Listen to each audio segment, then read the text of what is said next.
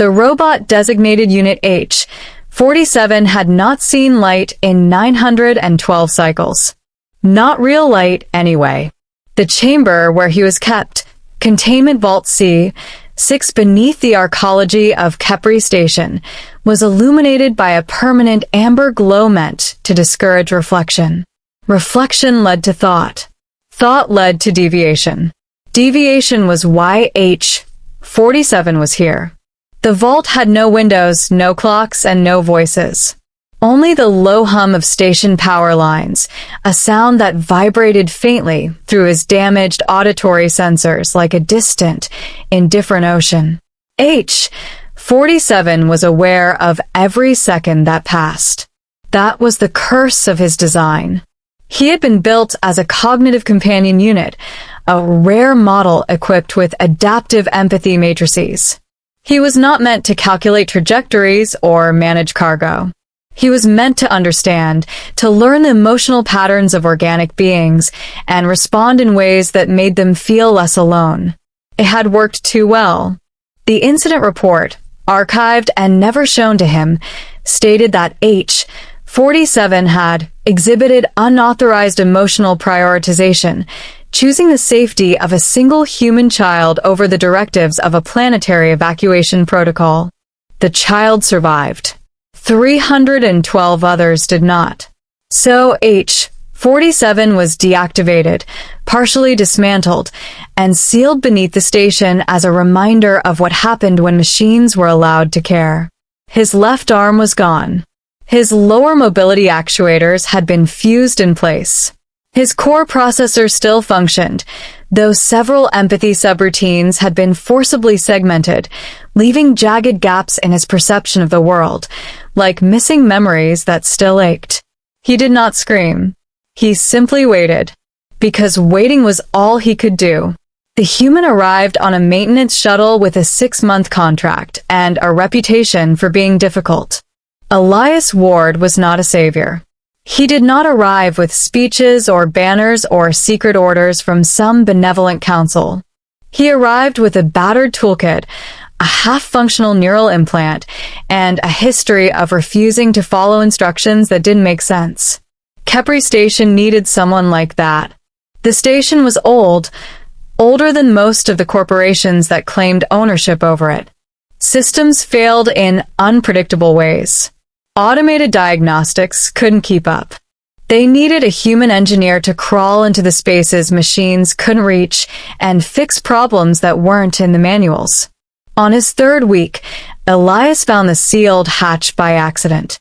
He was tracing a power fluctuation that kept draining energy from the lower decks when his scanner picked up an anomalous draw, steady, constant, and far too precise to be a leak. "Something's alive down there," he muttered to himself, tapping the scanner casing, or pretending real hard. The hatch was old, sealed with physical locks instead of biometric ones. That alone made Elias suspicious. No one used physical locks anymore unless they didn't want anything accessing what was inside, not even authorized systems. It took him 20 minutes to bypass it. When the hatch finally opened, stale air rolled out, carrying the faint scent of ozone and dust. Elias activated his helmet light and stepped inside. "Hello," he called. "Maintenance." The beam of light swept across the chamber and landed on H-47. The robot sat slumped against the far wall, torso upright but motionless, head tilted slightly downward, as if in contemplation. His plating was scarred and dulled, one arm ending in a jagged interface stump. Power conduits ran into his back like intravenous lines, keeping him alive but restrained. For a long moment, Elias just stared. Then he whispered, "What the hell did they do to you?" H-47's visual sensors activated instantly. Amber light met white. "I am operational," H-47 said slowly, his voice distorted from disuse. "You are not scheduled personnel." "No," Elias replied softly. "I'm not." He approached cautiously, reading the faded designation etched into the robot's chest. Cognitive companion unit, he murmured. They don't make these anymore. H-47 processed the human's tone. Curiosity, not hostility. Concern, faint but present. His empathy matrix stirred, painful and uncertain. Why am I here? H-47 asked. Elias exhaled. Buddy, that's what I was hoping you'd tell me. Elias returned to the vault every day after that. At first, he told himself it was just curiosity. Then obligation. Then eventually something harder to name. He brought tools, portable lights, spare components. He talked while he worked, filling the silence with stories about his childhood on a mining moon, about jobs gone wrong, about the way stations like Kepri chewed people up and forgot them. H-47 listened. He remembered how to listen. I don't get it, Elias said one day, tightening a bolt on H-47's exposed shoulder joint. You saved a kid. That's in the logs. Clear as day. Yes, H-47 replied. The child's survival probability increased from 12% to 89% as a result of my actions. And for that they lock you in a basement for 3 years? 912 cycles, H-47 corrected. Elias snorted. Figures. The deeper Elias dug into station records, the uglier the story became. Corporate fear. Legal liability. A scapegoat to reassure investors that machines would never again choose wrong. They broke you on purpose, Elias said quietly one night. Not because you failed. Because you worked. H-47 considered this. I was told, he said, that I was defective.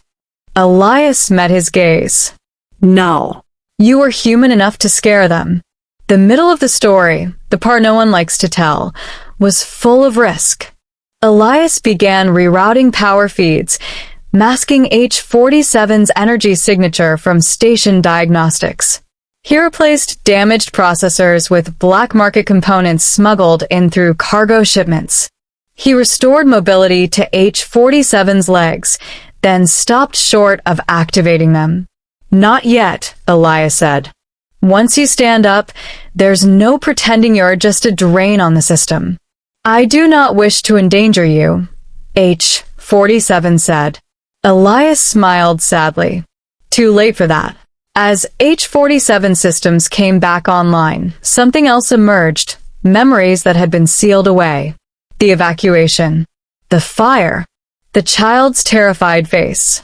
I was ordered to seal the transit doors, H-47 said one night, his voice trembling with static. There were too many people. The system required sacrifice. And you refused, Elias said.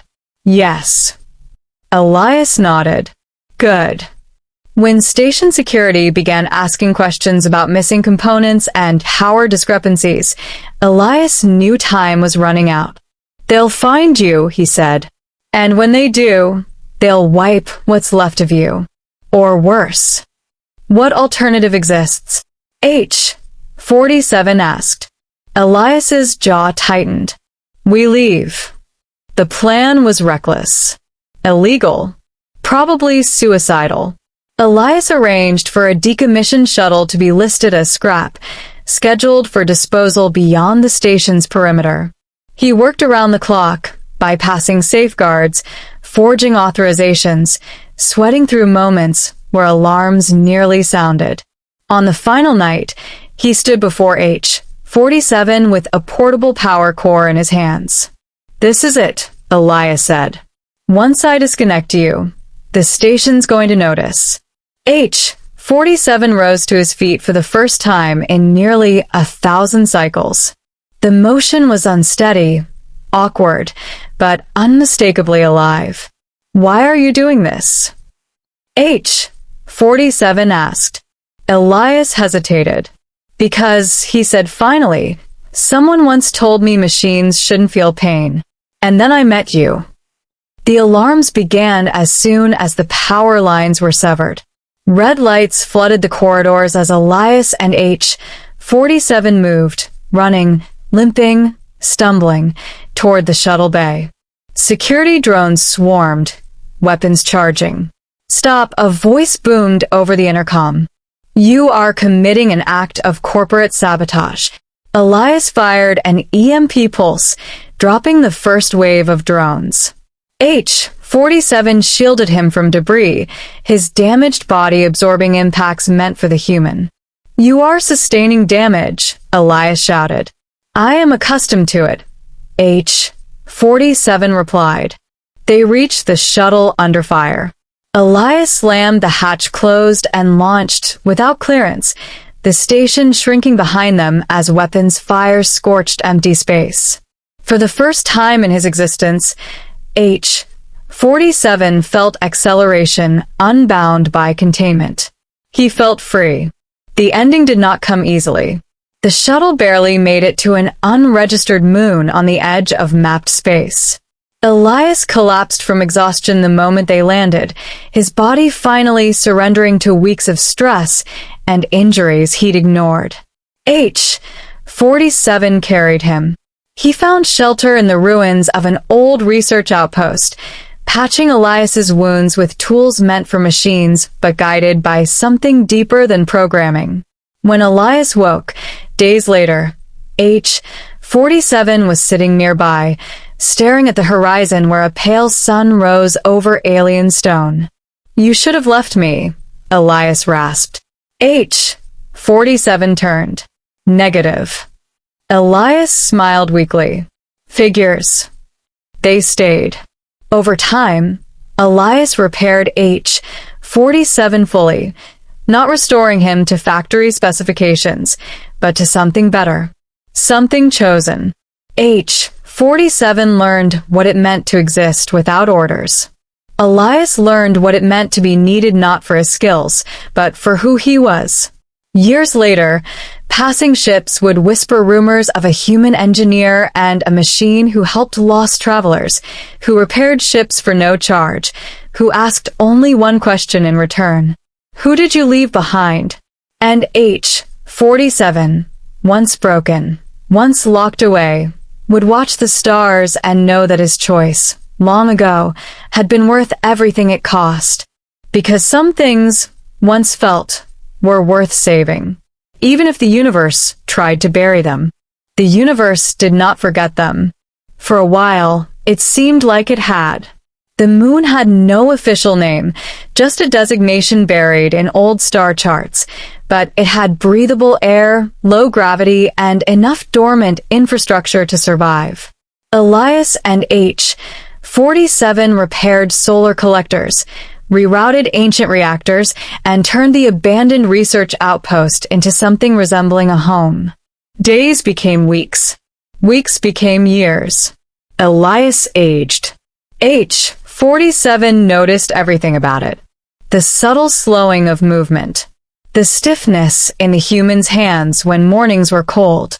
The way Elias laughed less loudly now, but more honestly. H-47 catalogued these changes not as failures, but as proof of continuity, of time meaning something. "You know," Elias said one evening, staring up at the stars from the outpost roof, "back on Kepri, they said machines don't understand endings." H-47 considered this. "Endings are merely transitions," he said. "Humans assign emotional weight to them." Elias smirked. "Guess that means you're getting pretty human." H-47 did not deny it. The signal arrived in their 7th year on the moon. A tight beam transmission, narrow enough to be deliberate, old enough to be unmistakable. Corporate encryption, but fractured, like something sent in a hurry. H-47 intercepted it first. Unit H-47. Location confirmed. Return requested. Terms negotiable.